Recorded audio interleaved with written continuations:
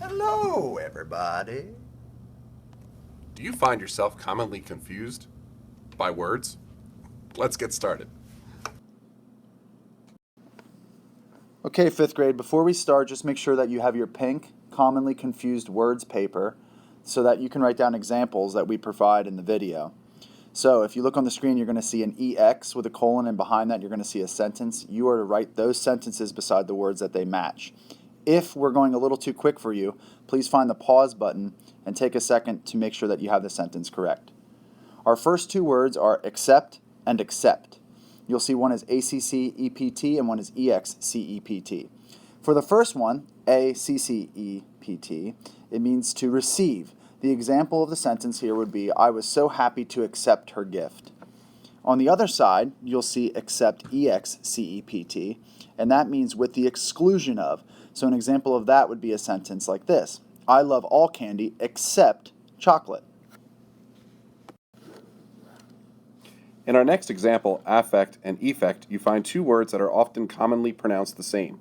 The first word, affect, means to influence or change. It's a verb. The example would be, my vote will affect the outcome. The second one, effect, is a noun. It means a result. The example would be, what was the effect of my decision, as in cause and effect. Okay, for our third example, we have the words beside and besides. So on the left-hand side, you see the word beside, and that means close to or next to. And the example is there a table beside the bed, such as the one right here? On the right side of your screen, you'll see the word besides, and that means except for or in addition. An example of that would be, who is coming besides you and me? Maybe to a party. In the next example, we have capital. Capital spelled with an AL at the end and capital spelled with an OL at the end. The capital with the AL refers to a major city or primary city. The example would be, Albany is the capital of New York. The second example is OL and refers to a government building. Example, I sat on the steps of the Capitol. Our next example is something that we spoke about a few weeks ago, and that would be the word its, with and without an apostrophe. On the left, you see its without the apostrophe, which is the possessive form of it, and the example at the bottom there would be, the dog chased its tail. Notice there's not an apostrophe because then we would confuse it with the its with the apostrophe, which is a contraction. On the right, you see that example, and its with an apostrophe, it apostrophe s, would be the contraction form for it is or it has. An example would be, it's so funny to watch. Or in other words, it is so funny to watch. Our next example is the word principal. In the first example, it ends with an AL. In the second example, it ends with an LE. For the first example, principal ending in AL, it means the administrator of a school. The example would be, our school's principal is Mr. Robinson. The second example of principal ends with an LE, and it means a moral conviction or basic truth. An example of that would be, theft is a matter of principle. Okay, so here you see the two words sense and since. In the red, you'll see the meaning of the word sense. It means to understand or the perception of something. The example is a perception. It says the odor assaulted my sense of smell. On the right-hand side in the pink writing, you'll see since. And this means indication of past time, because. An example, this has been a top-selling product since 1988. In this example, we have two commonly confused words, especially when we're writing. The words are than and then. In than, it means to compare to.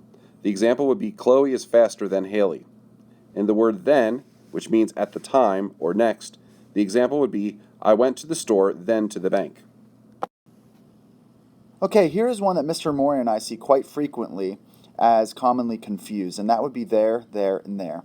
In the red on the left-hand side, you'll see the word there, T-H-E-I-R, and that word means the possessive form of they. The example would be, the couple wanted their yard mowed.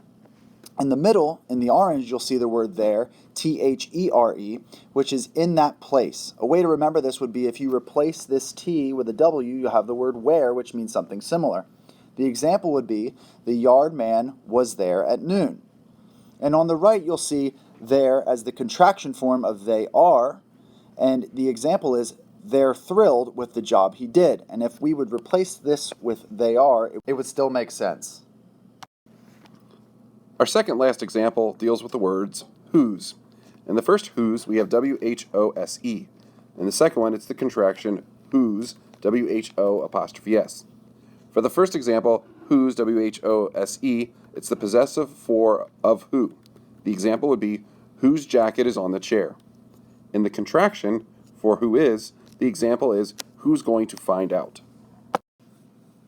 Okay, one last example and another one that has a contraction. On the left in the green, you'll see your, Y-O-U-R, and that is the possessive form for you. An example sentence would be, get your shoes off the table. On the right, you'll see your, Y-O-U''R-E, which is the contraction for you are. Example, you're going to have to clean it now.